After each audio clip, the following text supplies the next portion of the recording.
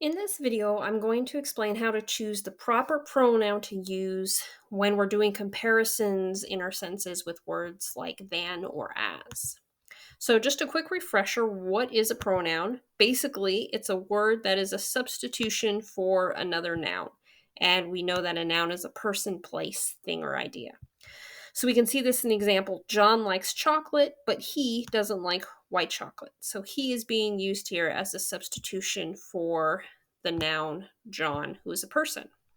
In another example we get, I'm almost done with the book. It needs to go back to the library. So it is a pronoun that is a substitution for book. All right, now the important thing with pronouns is that they have different cases. And when using than and as, we have to understand the subjective case or the objective case. Now, with the subjective case, that just means that the pronoun is the subject of the sentence. So you can see the word subject in subjective. All right, this means that the pronoun is doing the action of the verb, like in this sense, he threw the ball. All right, so he is the pronoun and he is the one doing the throwing of the ball, so he is the subject. In the objective case, the pronoun is not doing the action of the verb. Okay, so if the pronoun isn't the subject of the sentence, it's almost always the object. Okay, meaning it's kind of receiving the action of the verb. So in this sentence, we have Ava likes him. So Ava is the subject, and she is the one who likes him. So him is the object in this case. Him is not doing any action, but rather him's receiving kind of the liking of the verb. Okay.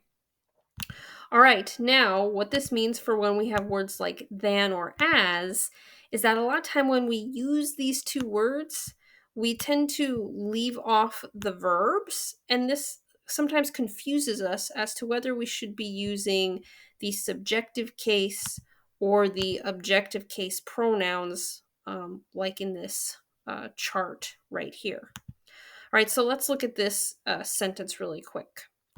The accident injured Sam more than me. All right. Now, this sounds correct, and it is, and here's why it's correct. Whenever we're using than, we usually only put a word or two after than, like this pronoun here, but we really have to realize that the entire sentence really should read the accident injured Sam more than the accident injured me. We just kind of leave this part off because it's understood what we're comparing, but really, than is sort of like a duplicator of the sentence. It's taking whatever was at the beginning of the sentence and duplicating it again at the end. So in this section right here, we have accident is the subject and injured is the verb. So we have our accident here that is the subject, meaning that me can't be the subject. Me is receiving actually the injury. So me is in the objective case.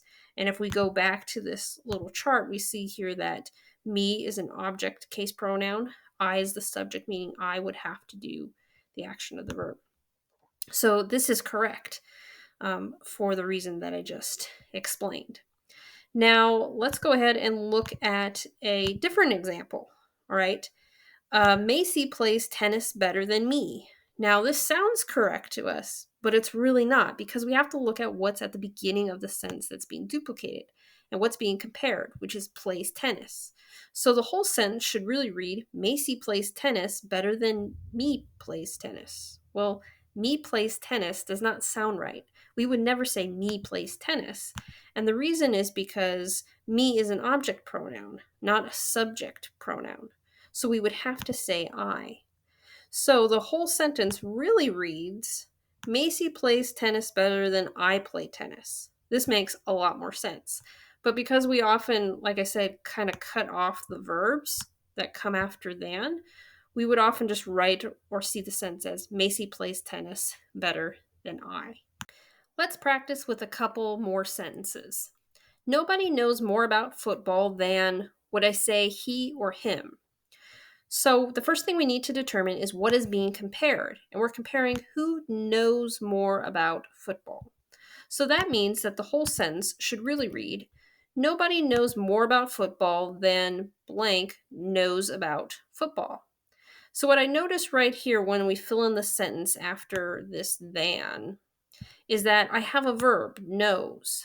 So who or what knows clearly that's going to refer back to one of these two pronouns here because I have a verb. So this pronoun is doing the action of the verb, which that's the definition of a subject. So that means that this pronoun is the subject of knows. So if I go down here into the chart for the subjective pronouns, I found out that he is in the subjective case. That means he is the subject of this knows. So the sentence should read, nobody knows more about football than he knows about football. Or another way to read it would be, nobody knows more about football than he. All right, let's look at a second sentence. This change in schedule will work better for you than, would I say, she or her. So we need to figure out what's being compared. And basically, it's the change in schedule will work better for who?